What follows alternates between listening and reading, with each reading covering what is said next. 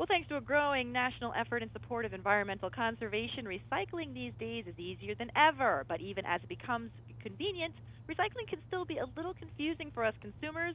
So, lucky for us today, and just in anticipation of Earth Day, we have two experts who are going to help us make sense of it all. Sharon Kneiss and Germain are both with the National Waste and Recycling Association, and we are very happy to welcome them. Hello, ladies. Hello. Hello. It's a pleasure to be here to talk about recycling smarter. Okay, great. So let's get right into it. What are some of the most common myths when it comes to recycling? Well, there's two myths that couldn't be further from the truth. One is that recycling is hard, and the second is that recyclables don't actually get recycled. Recycling is easier and easier, especially with the new innovative technology. Recycling is available to most Americans, and over 60% of communities have curbside recycling. And with the single stream recycling, you can put all of your recyclables in one bin, and it's sorted at a high-tech facility. All right, fantastic. Now, we know we're making some of those mistakes, though. So what are some of the common items people are putting in the bin that really should not go there? One of the first things that people make a mistake with are plastic bags. So your plastic grocery bags can be recycled, but it's a problem when it's taken in the bin. We recommend that people take them back to the grocery store where they can be recycled and kept clean and dry. Another thing is that people like to put a lot of their packaging, their cans and bottles, in the bags to kind of keep things neat in the bin.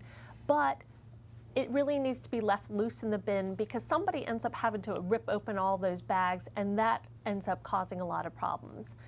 A third thing is pizza boxes. So pizza boxes are all recyclable because they're made of cardboard, but only if they're clean. So they tend to get a little bit greasy, and when the grease gets embedded in the fiber, it's no longer recyclable. So what we recommend people do is just rip the top off, recycle the top that's usually clean, and then take the greasy bottom and either compost it or just toss it.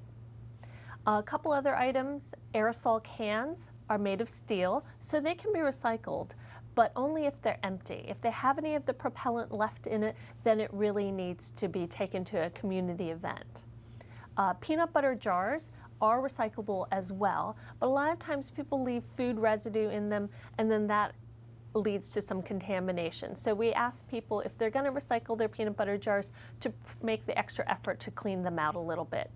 Some other things that aren't recyclable include juice pouches and wire hangers, garden hoses. These things we've seen in the bin, and we ask that people just keep them out.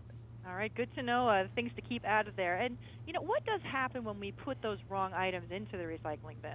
Well, there are two concerns. One is contamination, and the other is machinery breakdown.